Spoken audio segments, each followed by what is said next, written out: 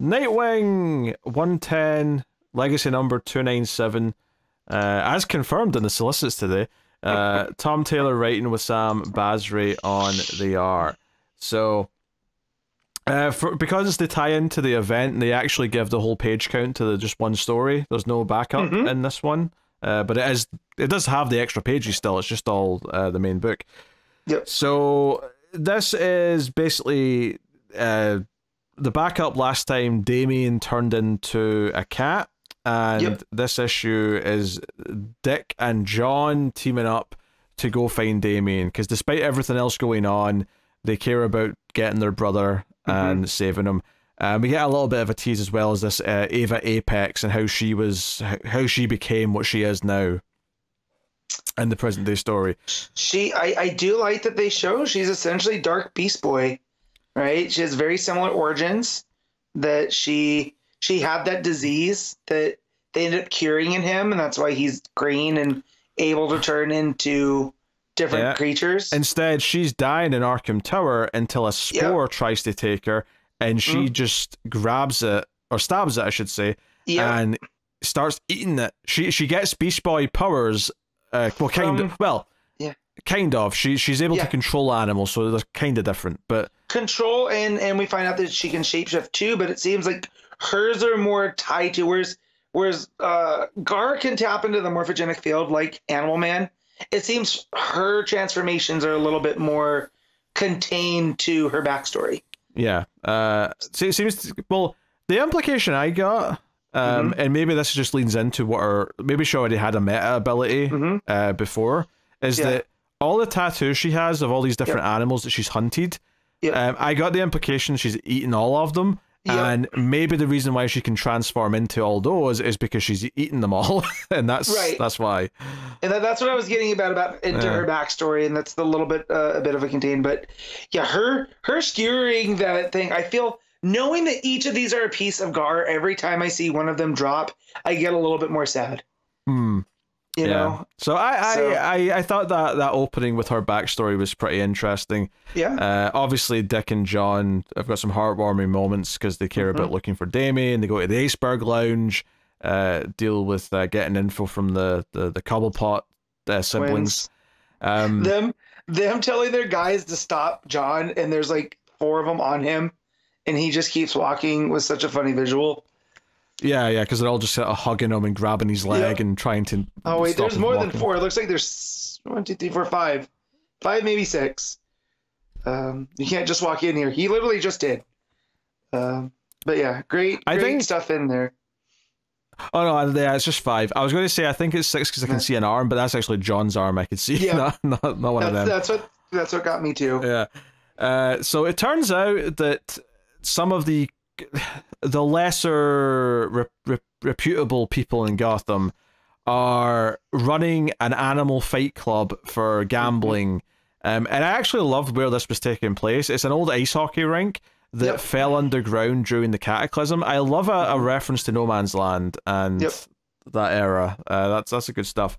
But yeah, they've got Gale the Slayer. There's a bear named Gale in this, so this is Tom Taylor poking fun at Gail Simone. Literally poking the bear. It's so funny. I turned that page and I saw that, and I had to let Connor know. Like, I didn't tell him exactly what Gale the Slayer was. Yeah. But I was like, when you get caught up, you're gonna have a very good laugh, right? And even funnier than Gale the Slayer is what Apex Ava has named Damien. Mr. Mittens. Mr. Mittens. Just, oh man. Oh dear. So we've got Cat Damien fighting the bear. Looks quite disastrous at first, but then Ava tells Damien to attack, and turns out Damien's fighting skills are transferring over to cat form. So beats the shit out of the bear.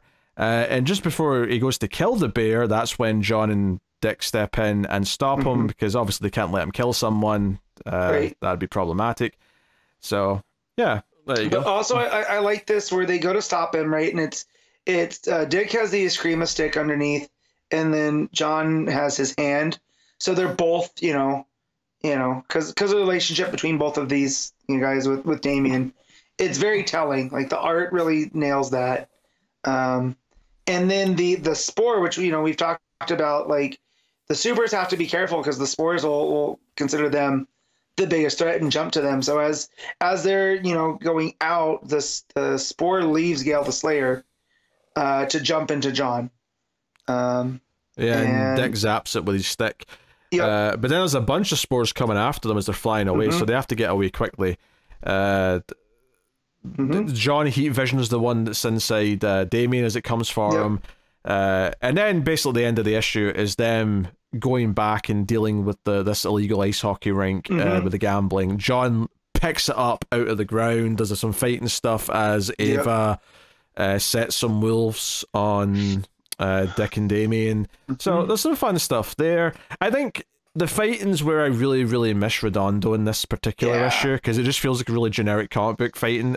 And I don't think Basri's art's bad. Like, Basri's art is perfectly nice to look at. It's typical comic book fight scenes. Yeah. It's just not doing anything super stylish or anything memorable. Or flashy. Yeah. So, not bad by any means, but you got John lifting the whole thing out. We've got Ava still sort of around for a future thing. She even sort of teases it. I look forward to hunting you one day, Nightwing. So which was making me think, oh, is this Nightwing's Kraven the Hunter? That's what I thought, the same thing. And the fact though, she says, I hunted a wedge-tailed eagle in Australia, shot it in its nest, and just knowing we got Heartless gunning for Dick now. I mean, he's got the Titans. Like, her becoming his Kraven could prove to be a problem. And then she turns into that eagle that she hunted. So I feel like she's kind of limited to the animals that she's killed and eaten.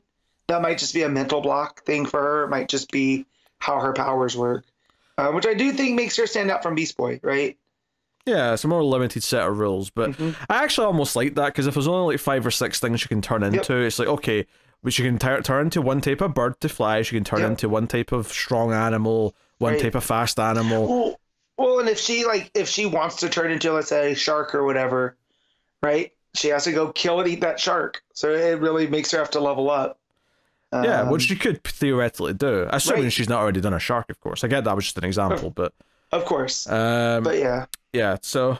Yeah, that's pretty much it. Yeah, they have a bit of a heart-to-heart. Damien asks if he hurt anyone when he was turned, and John gives him a whole speech about how, whatever he did when he was turned isn't on him, in the same way that whoever he hurt when he was trained by the League of Assassins isn't on him either.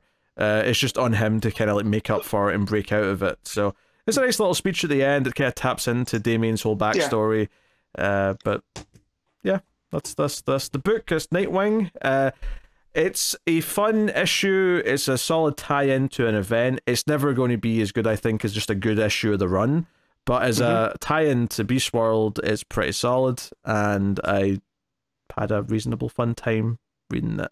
And I think Ava as a villain is an interesting new addition to the repertoire. So I also like that they did tie her into. She had the disease. She ate the piece of Beast Boy, so she's inherently tied to the same origin that Beast Boy. Which definitely I did not go on a Beast Boy origin dive and learn the causes of Sakutia, the disease that he had and had to be cured.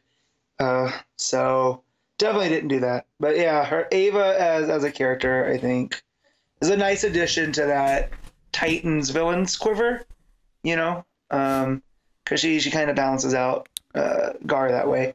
Well, I don't think she's a Titans villain, though. I think she's going to be more specifically a Nightwing villain. Think she's just going to be Nightwing then? I think so. I think the fact that she's got kind of ties to Gar makes it a bit more personal for him.